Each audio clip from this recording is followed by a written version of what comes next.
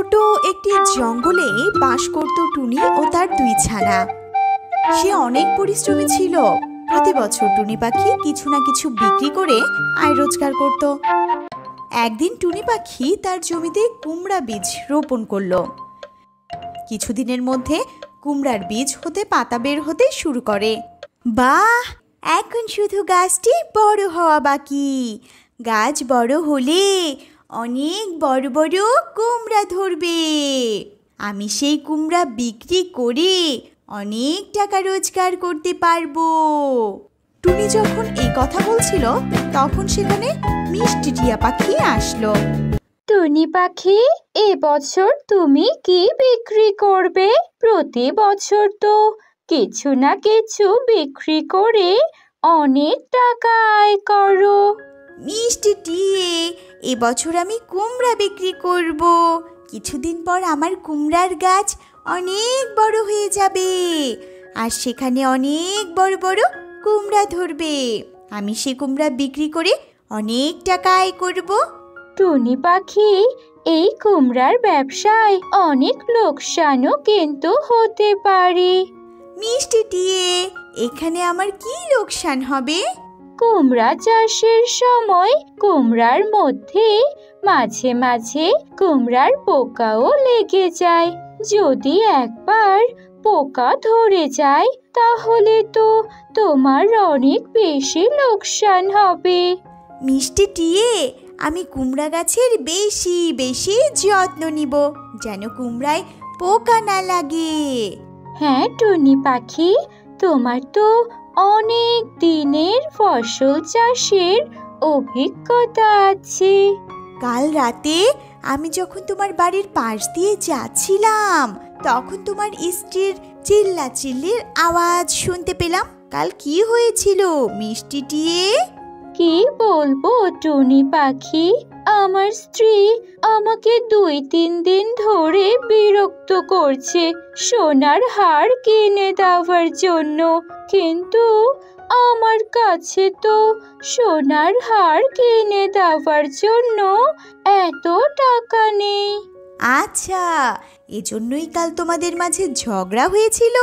তোমার স্ত্রীকে তুমি সুন্দর করে বুঝিয়ে বলো, তারপর সে আর তোমার সাথে ঝগড়া করবে না। যদি সে না মানে আমি তোমার স্ত্রীকে বুঝিয়ে বলবো। আমার কথা সে নিশ্চয়ই শুনবে। ঠিক আছে টুনি পাখি, আমি আমার স্ত্রীকে আরেকবার বুঝিয়ে বলবো। যদি সে আমার কথা না শোনে তুমি এসে বুঝিয়ে বলো। তারপর টুনি পাখি ও মিষ্টি দিয়ে যে যার বাসায় চলে গেল।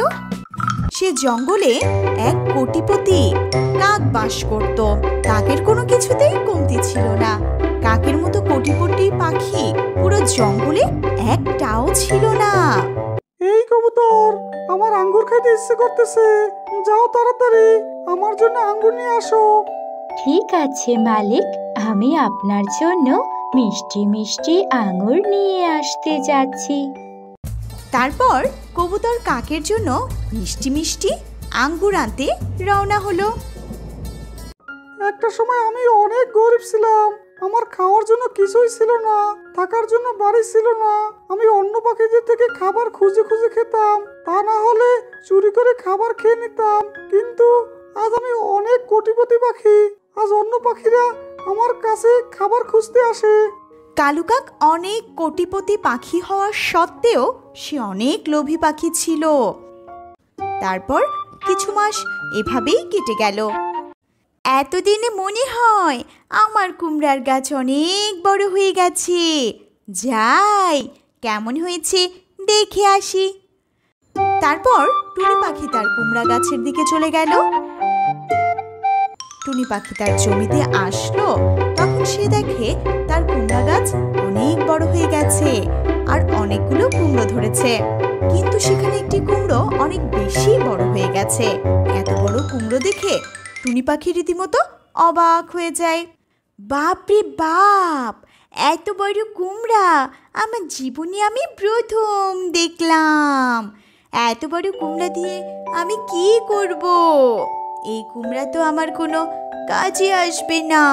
আর কোন পাখি এই কুমড়া কিনবে না? যাক, সমস্যা নেই, আমার গাছে তো আরো অনেক কুমড়া আছে, এগুলো বিক্রি করে আমি অনেক টাকা আয় করব। টুনি পাখি এই কথা বলার সাথে সাথে সেখানে মিষ্টি টিয়া এসে বলল, বাপরে, এত বড় কুমড়া আমার জীবনে আমি এই প্রথম দেখলাম। মিষ্টি টিয়ে, আমিও বুঝতে পারছি না এই কুমড়া এত বড় কিভাবে হয়ে গেল। তুমি কি এত বড় কুমড়া আমার কাছ থেকে কিনবে? না না টুনি পাখি, আমি এত বড় কুমড়া দিয়ে কি করব?